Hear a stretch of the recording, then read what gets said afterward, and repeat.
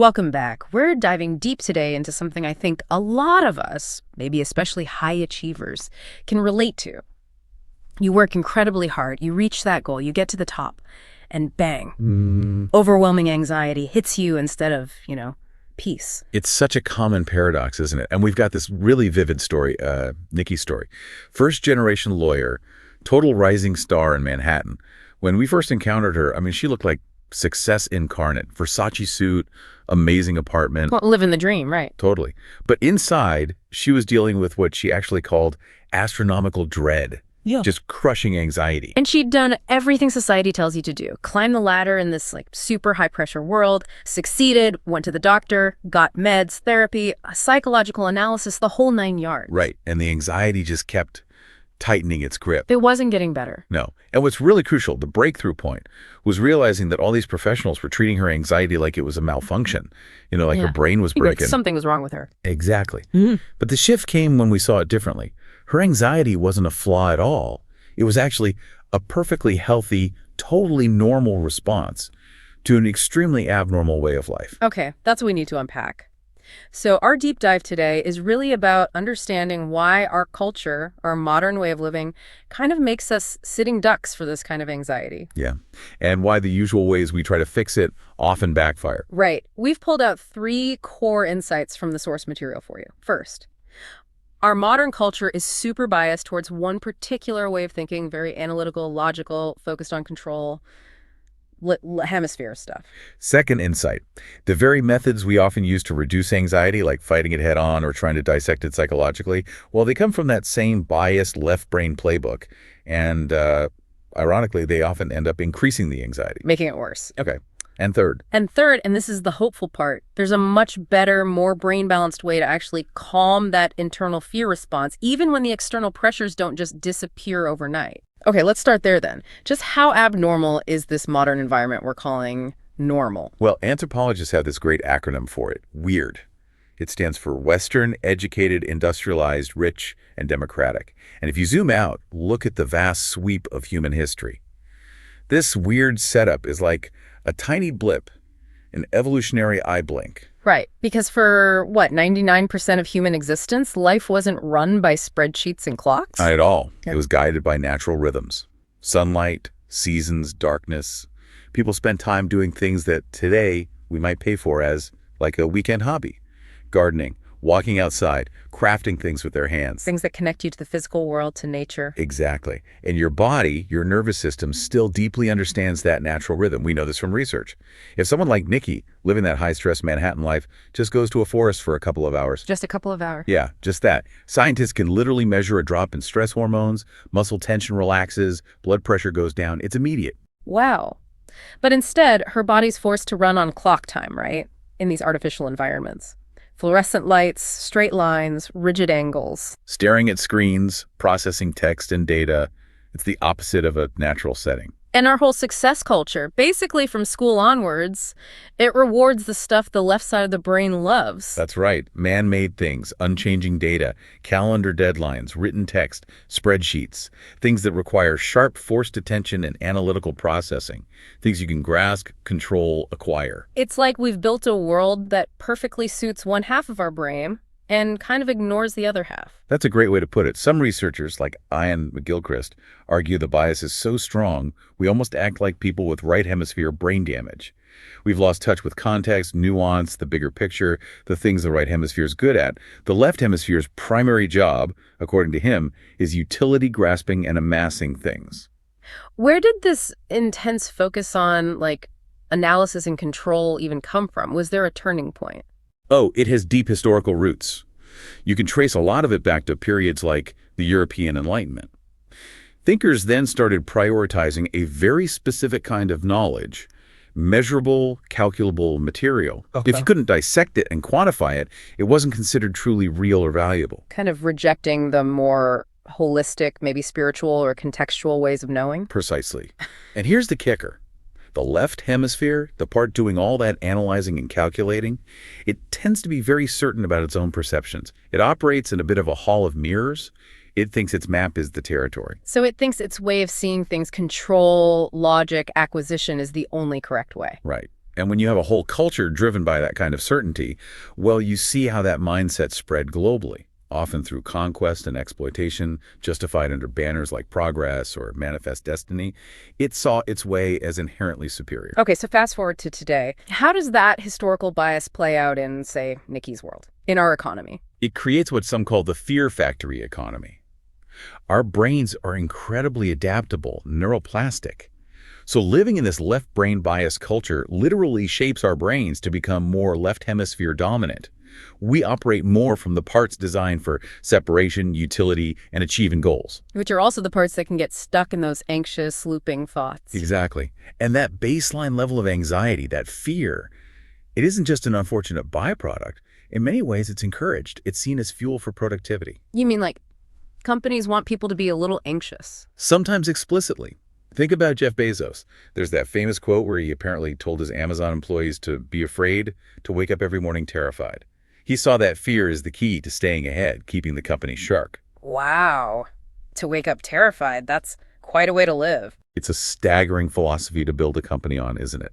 And that system, while generating incredible wealth for a very small number of people, creates this kind of perpetual low-grade, sometimes high-grade dread for almost everyone else. Yeah. Even those at the very top, like Nikki found out. Yeah. Like that old saying, uneasy lies the head that wears a crown. Okay, so if the system itself is sort of feeding on fear, and our culture tells us the way to deal with challenges is to fight. Then naturally, when anxiety shows up, your instinct is to fight it. Right. We're told constantly, fight cancer, fight for your rights, fight for peace, even. It's the warrior archetype. It's deeply embedded. So you go to therapy. What do? Psychological analysis. Which, if you look at the word analysis, it literally means to cut things up, to dissect the psyche. So Nikki's therapist helped her understand her past traumas, where the anxiety might have come from. Yes, she gained understanding, intellectual insight, which is valuable. But after a year of analyzing it, dissecting it, the feeling of anxiety wasn't gone. Why? Because the mind isn't a broken machine you can just fix by taking it apart and labeling the pieces. When you feel anxious, it's not your logic circuits misfiring. It's something much more primal. Like a frightened creature. Exactly. Deep down, the core fear center, the amygdala, is like a small, instinctual animal.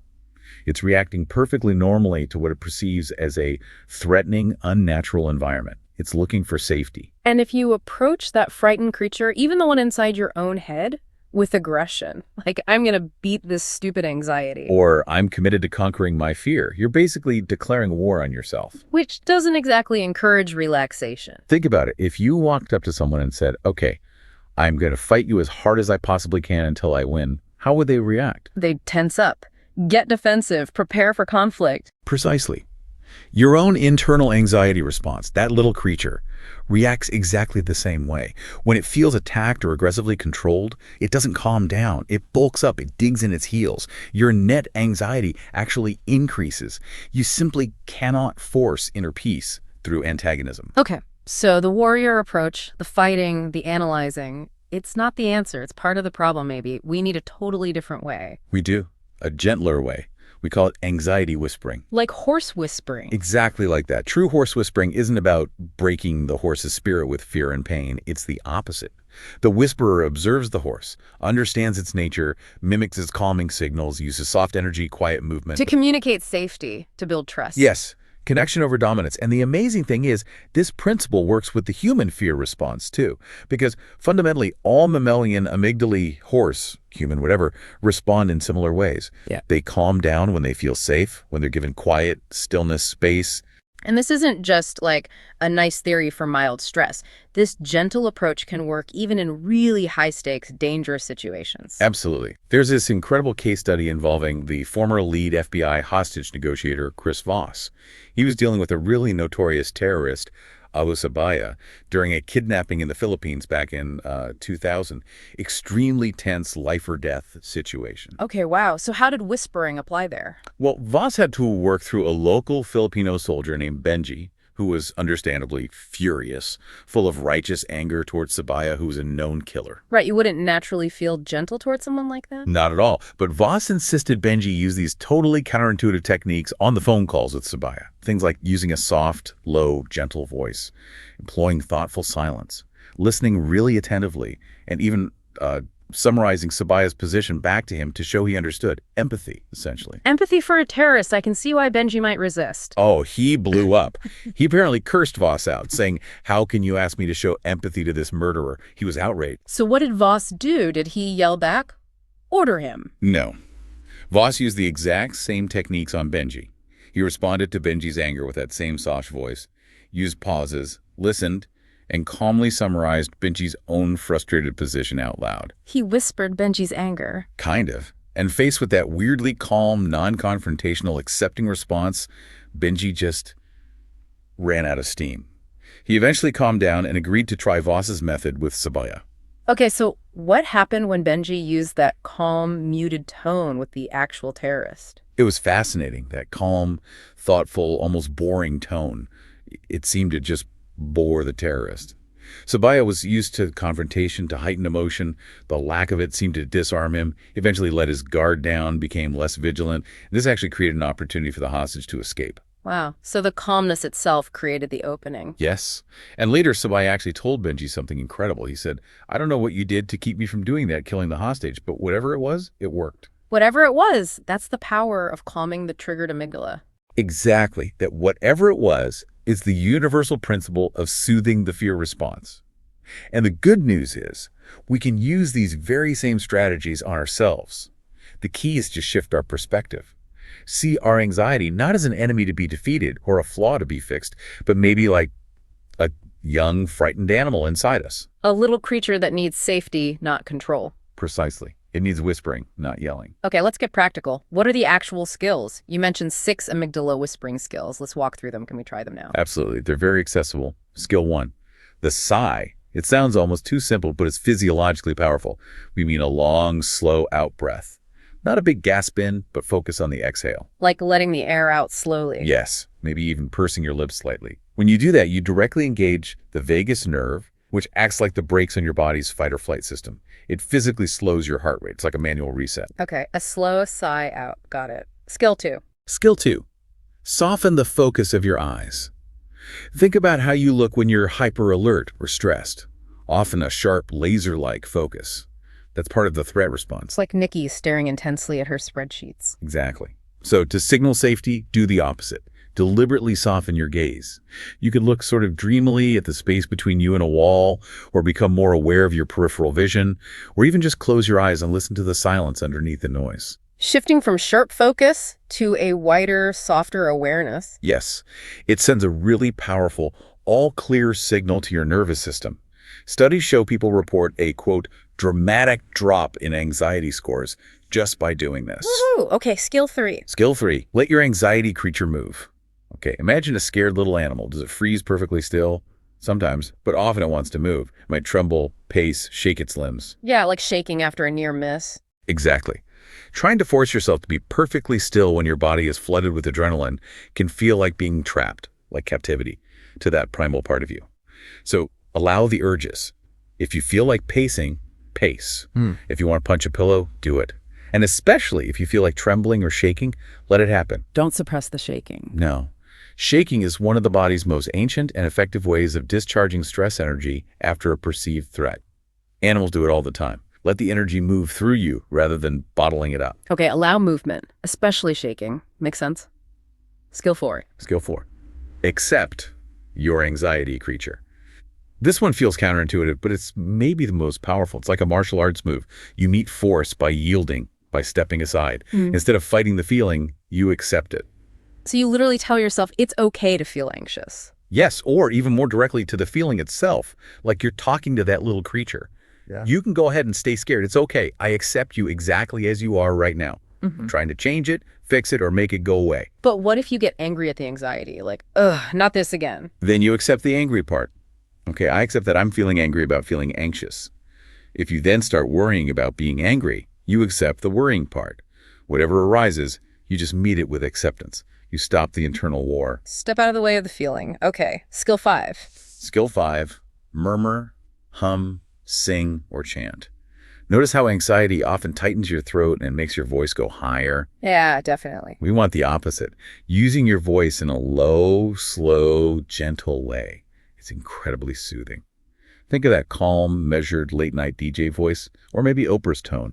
You can literally murmur calming sounds, hum a low note, softly sing a simple tune, or even chant something repetitive. Does it matter what you say? Not as much as the sound. It's the physical vibration of the low frequency in your chest and throat that's key. It directly stimulates the vagus nerve again, promoting calm. It's a physical self-soothing mechanism. Like rocking a baby, but with sound waves. Cool. And the last one, skill 6. Skill 6. Deploy kind internal self-talk, or KIST for short. This builds on acceptance. You silently or very softly talk to the anxious feeling, but importantly, don't call it me. Think of it as separate, like that little piglet or lamb we mentioned. So not, I am anxious, but addressing the feeling itself. Exactly. Use simple, compassionate phrases. Things like, oh, I see you're feeling scared. You're feeling really wobbly right now. It's okay. I'm here with you. You're activating the compassionate, caregiving part of your brain, which bypasses that analytical loop. And then maybe add a kind wish. Yes, that's a beautiful way to finish. Something like, may you feel safe, or may you be peaceful now.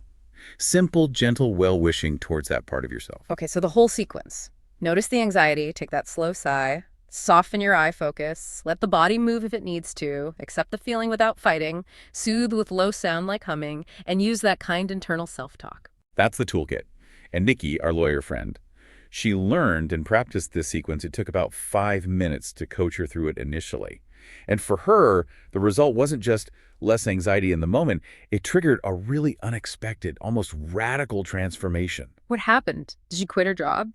Not immediately. Hmm. What happened was, well, kind of weird from her corporate culture's perspective. She spontaneously decided to start gardening. Gardening. In her 10th floor Manhattan apartment. Yep. She went out, bought soil, a planting box, tomato plants, herbs. She said it felt like she was buying gifts for that frightened creature inside her. That's fascinating. Totally logical if you think about connecting with nature and primal calm, but probably seemed bizarre to her colleagues. Oh, absolutely. Growing vegetables in your kitchen.